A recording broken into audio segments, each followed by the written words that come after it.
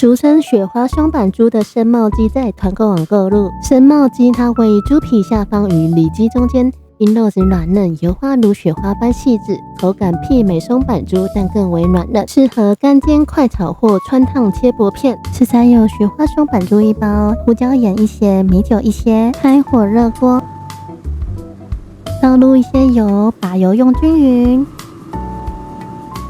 加入雪花松板猪。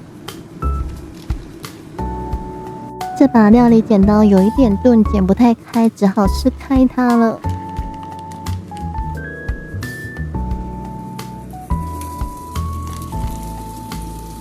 这包里面有3块，上面这块最大也是最肥的，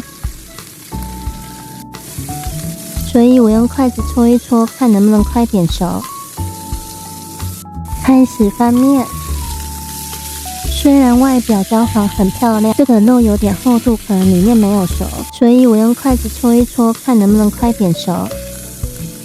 等待1到2分钟，加入米酒一些，盖上锅盖。原本米酒是要腌猪肉的时候加的，将错就错咯。接着加入胡椒盐，添加多少呢？看个人的喜好。再度翻面，看一下表面。个人蛮喜欢胡椒盐的，翻面后再撒一些些。再用筷子戳一戳，让肉快点熟。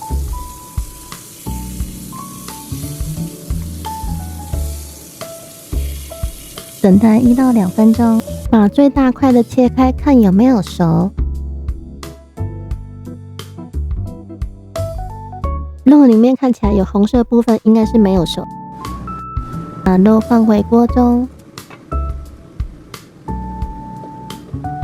开火继续把肉煎熟。盖上锅盖呢，会比较快熟。已经过了2-3分钟，看看肉熟了没有。肉看起来没有红色的，应该是算是熟了。不过为了保险起见呢，再等待2到3分钟，差不多可以起锅啦。完成啦，雪花松板猪。